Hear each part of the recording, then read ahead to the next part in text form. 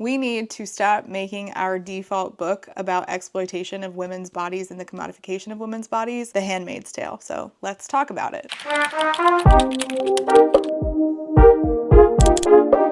Margaret Atwood's 1984 book, The Handmaid's Tale, has become sort of this foundational text. And I certainly think that it now having a TV show and clips that people, repost onto TikTok makes it easy for us to just, draw those parallels between things that we see emerging now and this TV show. We're seeing this rise of conservative policies at a rapid rate right now, which is very scary. And so many of us are worried about the things that are depicted in the book. Reproductive rights, gender-based violence. This book is undeniably influential, and it undeniably, again, has a strong portrayal of a dystopian society where women's bodies are commodified, particularly women of a certain class. But we have consistently, and again, I played a part in this, centered this one text as this primary framework for when we discuss women's oppression. And what this has done is oversimplified the problem and excluded perspectives and experiences that cannot be divorced from these issues. The Handmaid's Tale leaves out, or at least does not adequately address, women living intersectional identities, so living at the intersection of, yes, being a woman, but also being a Black woman, or being a Black queer woman, or being a non-Western woman, how these women experience oppression and exploitation differently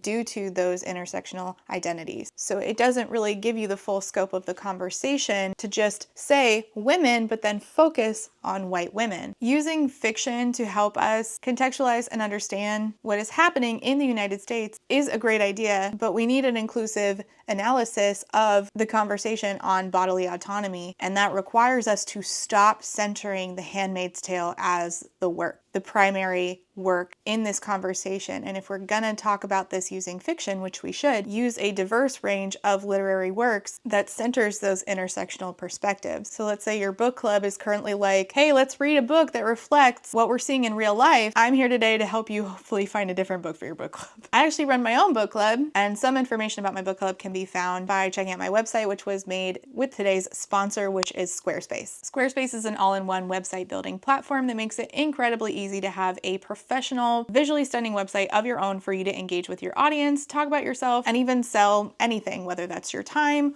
or a product, whatever you want to showcase. Squarespace makes it easy for you. I'd been wanting to build a website where I could make it easy for people to find my catalog of content, contact me, find out about my book club, and Squarespace made this so easy for me. My website is readswithrachel.com. I have general info, my recent videos, frequently asked questions, a contact form. It was so easy to put this together, and it looks so good. And if you don't know where to start, that's fine, because neither did I. Squarespace offers templates for you that you just customize according to your preferences. If you are a reviewer and you want a hub that is a place for people to find where your content is and how to contact you, or even if you want a review on your website, or maybe you're an author looking to market your book, Squarespace makes it so easy for you to do both those things. They have e-commerce tools. They even have a custom merch service so that you can utilize that without having to worry about production and inventory and shipping. Whatever your online presence is, or maybe even your business, you can use Squarespace to help you organize it, market it, and make sales with a beautiful website of your own. For a free trial, go to squarespace.com, and when you're ready to launch your website, use the QR code, which is here on the screen, or go to squarespace.com/readswithrachel for 10% off your first purchase of a website or domain. That's squarespace.com/readswithrachel. The link is down below, and thank you so much to Squarespace for sponsoring today's video. So I think we all know that The Handmaid's Tale is a work of fiction that portrays the horrors of living under a dystopian totalitarian government regime, which in the book is called Gilead, and Gilead uses women's bodies as a commodity for reproduction in a world threatened by infertility. This novel has become this cultural touchstone, which again, if you have been scrolling through your For You page, you know exactly what I'm talking about, because this, if we are anything alike, this has been in your feed often lately due to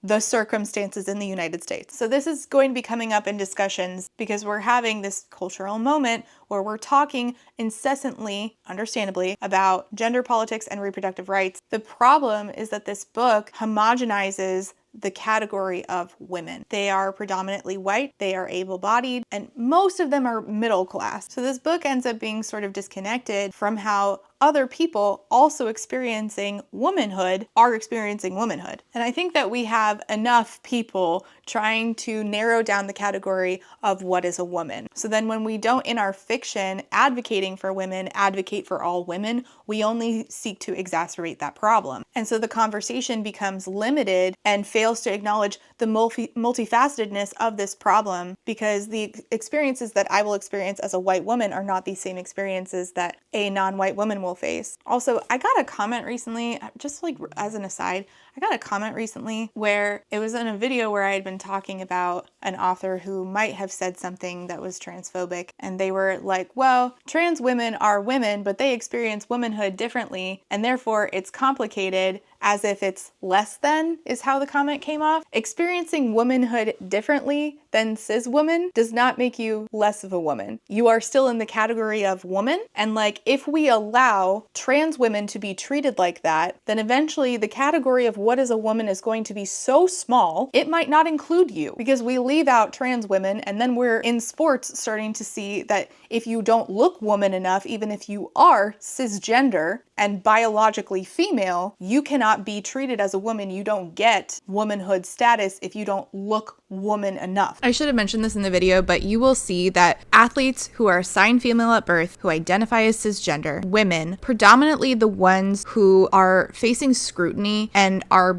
having it demanded of them that they prove that they're a woman, that they prove that they're female in particular, these typically are women of color. Imani Khalif, we watched this happen to her in real time over the last year, but this also happened to Serena Williams and Brittany Griner. And this is because the standard of what womanhood is, of what femininity is written to only include Western white women, and if you do not fit that, you face accusations of not being a woman at all, because to them, you are not woman enough. And throughout United States history and elsewhere, but I'm from the US and I'm talking about US politics right now, we have already had an issue where if you were not a standard white woman, if you were less than, you were less of a woman, and therefore not afforded the things that other women were afforded. And so when we have books like this, we continue to perpetuate the problem of the standard is cisgender woman, the standard is white cisgender woman, the standard is able-bodied white cisgender woman, the standard is a cisgender white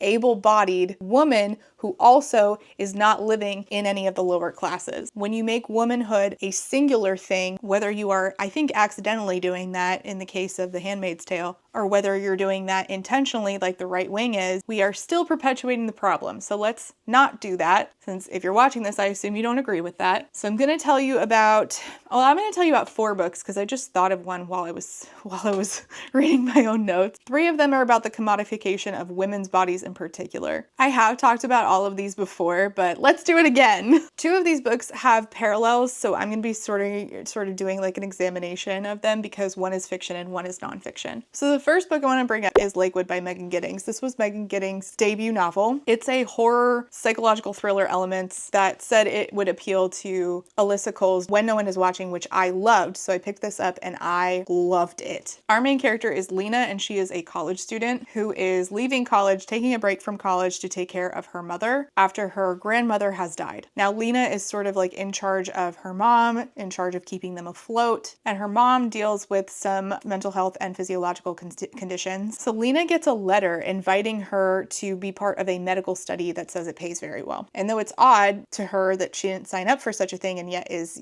getting invited to do it, it does appeal to her because she's in this spot, right, where she needs the money. And she has to ask herself just how much she's willing to take in order to keep her mom and herself afloat financially. Lakewood is a story about the struggles of many families living at the intersection of being Black, being in the mid to lower class, and being a woman. It's about the lengths that these folks are forced to go to, what they are put through in order to just live and survive. Compounded with, there are parallels to real life horrors that Black Americans experience in this book, whose bodies were and are exploited in the name of scientific advancement. I don't want to tell you too much about what happens, because it's kind of the point of the book is to, it's sort of a thriller and a lot of horror elements. I think it kind of straddles the line of both. I wouldn't really know that I would want to classify it as one or the other. So the other book that I think that you should read in tandem with this is a nonfiction. And what's funny is Lakewood by Megan Giddings was pitched as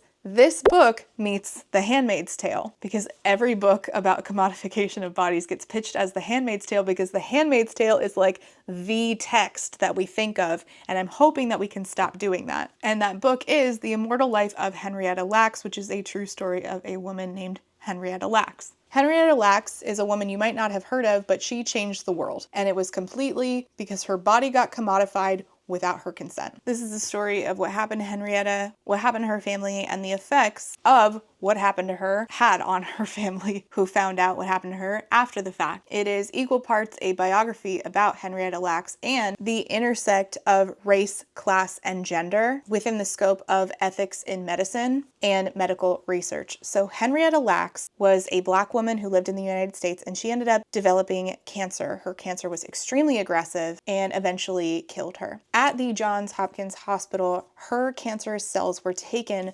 without her consent and without the consent of anyone in her family, her husband, her children. Nobody consented to this. They were taken and they were used. Now, normally in cell reproduction, cells will divide a few times and then die off, but Henrietta Lacks' cells kept dividing and dividing and dividing as long as they were fed the right mix of nutrients. And so her cells were named HeLa cells, H-E-L-A, after her name, and they were the first cells that could grow endlessly in a laboratory under the right conditions, which this led scientists to dubbing her cells the immortal cells. And these cells have become the most widely used cells in research and are responsible for many scientific breakthroughs, biomedical breakthroughs, such as developing the polio vaccine in 1954. In 1951, Henrietta was being treated for cancer at Johns Hopkins, which at the time, and this is important, like you can't leave this context out, this was the only hospital in her area that would treat Black citizens. In 1951, this is like around the time that my parents were born. This is not a long time ago. So her cervical cancer cells were taken and stored without her knowledge, and again, without her family's knowledge. And in fact, her family, even after she died, did not find out about her cells being taken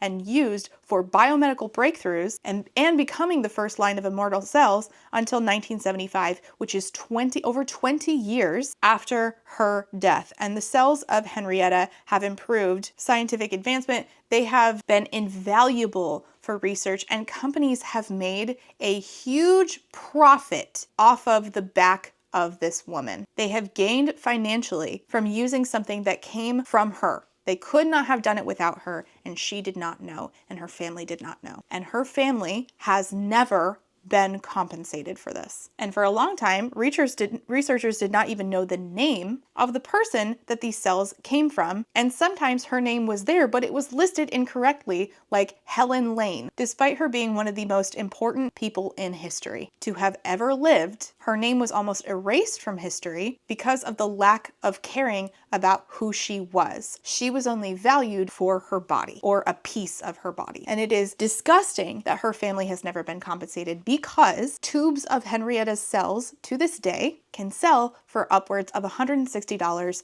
in the US. There are many parallels between what happened to Henrietta Lacks in her real life and in Lakewood by Megan Giddings, where the main character Lena goes to work for this research facility where she is being tested on. Using these books in tandem can help us to have conversations about past bias in medicine and present bias in medicine, which is probably a conversation that we need to have, considering that the guy who was just sworn in for the Department of Health and Human Services let slip that he believes that Black folks might need a different vaccine schedule than white folks. There's a moment in Lakewood when there's an employee of the Lakewood, the institute that Lena is working for. Lena at the time is drugged. She's aware of what's going on around her. And the employee is being very weird and touching Lena's skin and touching Lena's hair. And the way that he is doing this, it's almost like the novel makes it known that like the way he's doing this is because it's almost like he has to remind himself that she is a human while simultaneously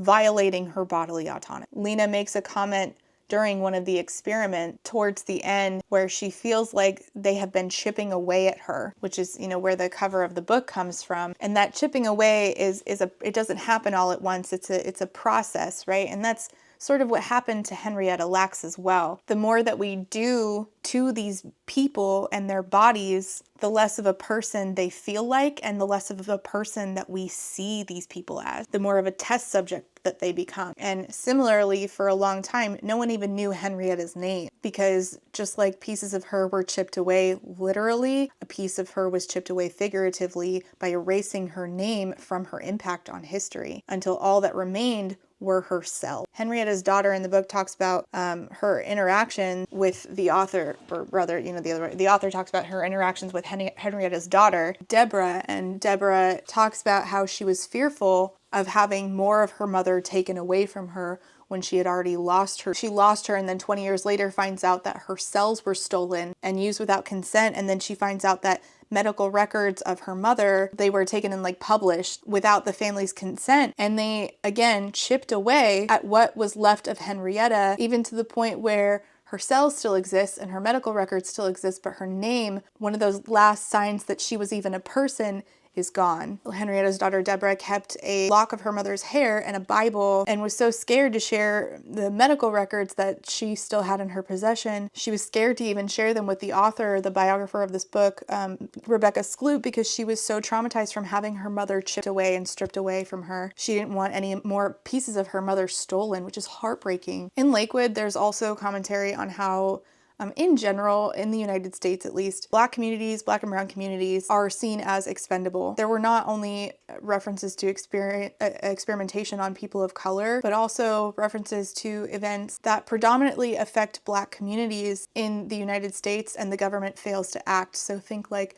the Flint water crisis and Hurricane Katrina. So in Lakewood, the institution, is dumping toxic stuff into an actual lake, right? In a community that is predominantly Black. This happens in the United States. There are, for instance, in food production, there are things called CAFOs, centralized animal feeding operations, where we produce these massive amounts of meat, and these CAFOs are typically in areas that are in the lower class, in Black and brown communities, and the environmental impact on these people from these CAFOs can be severe. It can cause medical problems. But of course, the government does not care. This book is horror, not just because there is some body horror in Lakewood. There is some teeth stuff, so if you're freaked out by stuff with teeth, I would avoid this. But it's also a lot of psychological suspense. There's a lot of psychological suspense and horror that draws from real lived experiences, and the worry, the fear that these experiences will become a reality. There's a lot of moments in Lakewood where it's is this real? Is this really happening to me? The main character, is this as bad as I think that it is? Because it's so horrible that other people could do this to someone. I highly recommend reading these in tandem with each other so that you can see the parallels, and use these to help you inform your understanding of the commodification of women's bodies, Black women's bodies. Reading them side by side is so helpful. But in general, if you just read fiction, using fiction offers a very unique lens through which you can explore complex societal issues. In the case of navigating, examining the exploitation of bodies, again, you always want to try to approach this from an intersectional framework. So while The Handmaid's Tale helps because it's all right, reproductive rights are under threat, and that's something that we can all get behind and all experience, you shouldn't just need that in order for you to understand this topic, to help you navigate this topic. You can get there a different way. So in The Handmaid's Tale, again, we're talking about women's bodies as a commodity for reproduction in a world where fertility is threatened.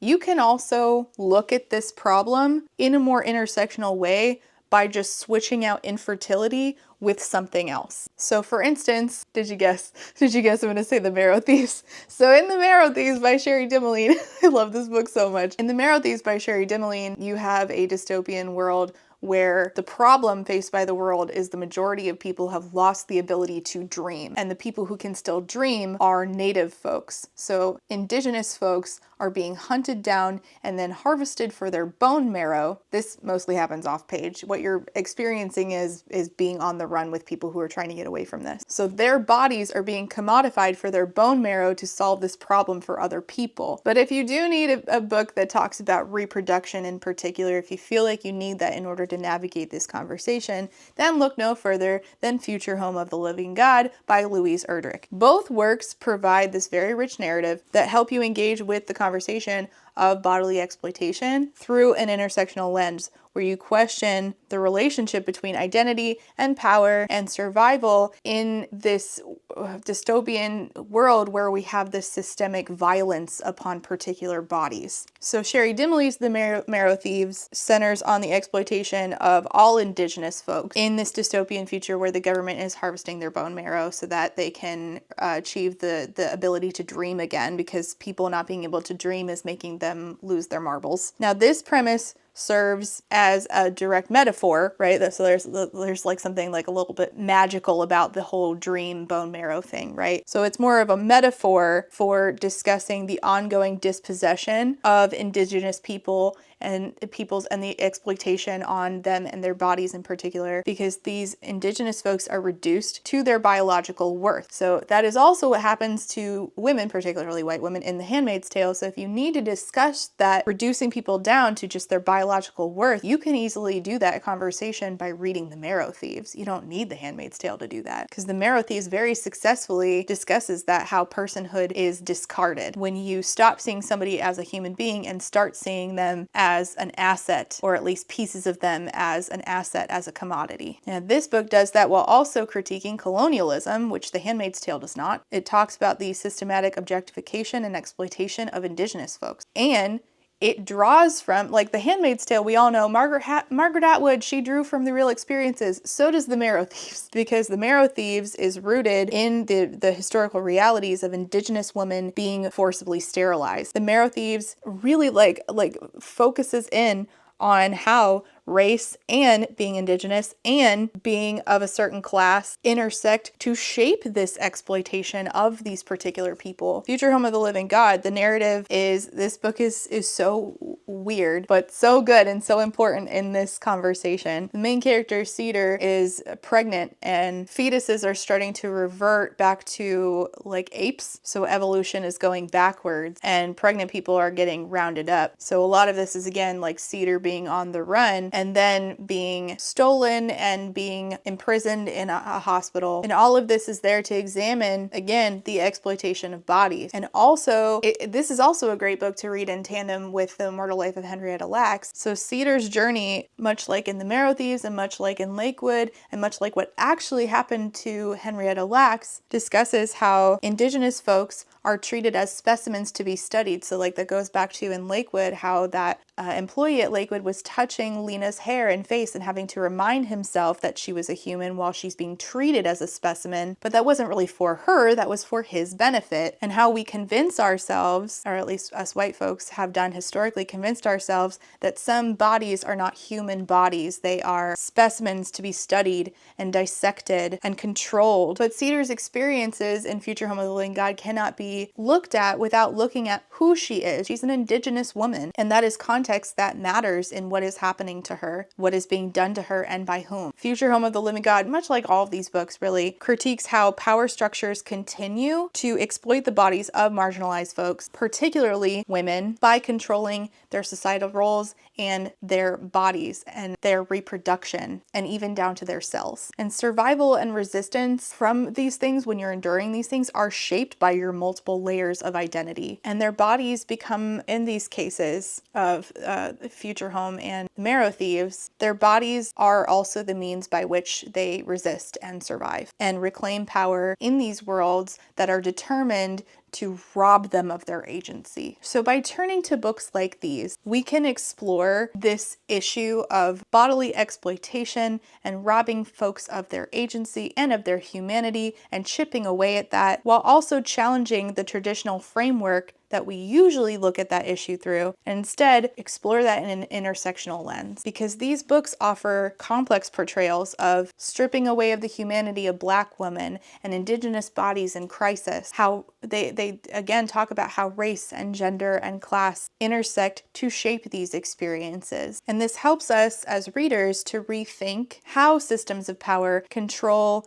and manipulate humans via their bodies, but how they do that specifically to certain kinds of people. We cannot tackle a problem by only looking at one facet of the problem. Who we leave out from these conversations matters. So as we move through these conversations, as we have book clubs, and we try to draw parallels to help us understand the world around us between real world and fiction, let's try to use something that is not The Handmaid's Tale. These are 4 books that I recommend, but please tell me yours down below. If you made it this far, you can leave the sequel to Sherry Demoline's book is Hunting by Stars, so you can leave a star emoji down below. Please, I'm begging y'all to read The Marrow Thieves. It's one of my favorite duologies. It's so good. Both books, 5 out of 5 stars. I'm hoping that she continues on. I don't think she will, but like a part of me is like, please, Sherry, more. All right, leave yours down below. Thank you so much for watching. Comments and questions go down below. I will see you next time. Bye. And before I go, I have to say thank you for being a friend to my Therapy Bills patrons, and those are Alexander, Andy, Ashley H, Astra, Call Me Kodiak, Choco's Homesick for Taiwan, DJ Rocktopus, Ellie, Emerald Dodge, Eric D, John E, K, Kaleno K, Casey M, Catherine P, Katie M, Quinn, Lady Kittybug, Lady Chips, Lemon Jelly, Lek, Other Lek, Lily, Mataraptor, Max B, Megwin Rose, Mixer Boneless, Alice, Peggy Luhu, Rain, Reese, SJ, Samar, Scarlet, SMK, Steph, 3 Raccoons in a Trench Coat, Tori, Urchin Audrey, White Raven 13, and Zorvictia. Thank you all so much for being here in the new year and for being a friend. And I have to say a thank you to my Potato Starch Marxist patrons, and those are a third more powerful Lex, Alejandra, Alicia's last frayed nerve, Alistair, Althea, Amanda D, Angelica, Artie the Ninth, Ava, Beck, Blythe, Bookish by Jenna, Bookish Rabbit, Bree, Kate B, Caitlin P, Carlin, Carly, Casper, Kate W, Catherine, Kathy, Celeste, Claire Online, Cole, Colleen, Corwin, Courtney, Darius, Danielle, Darren, Desiree Michelle, Dilf Enthusiast in the Silco Apologist era.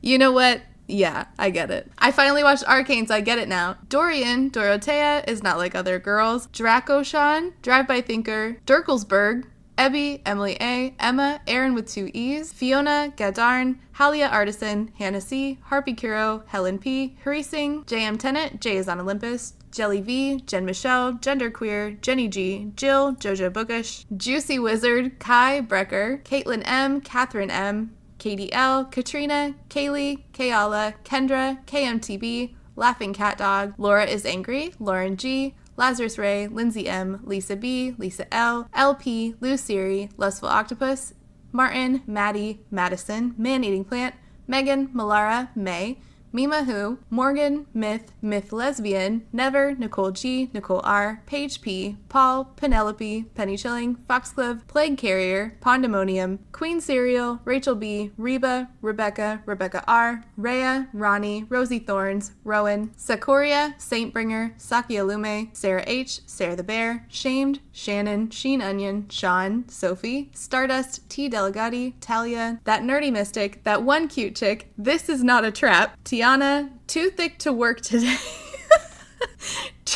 Trash Can Teddy, Dribble M, Dido Phoenix, Unicorn Jenny, and Writer A. Thank you all so much for being here and for being a friend.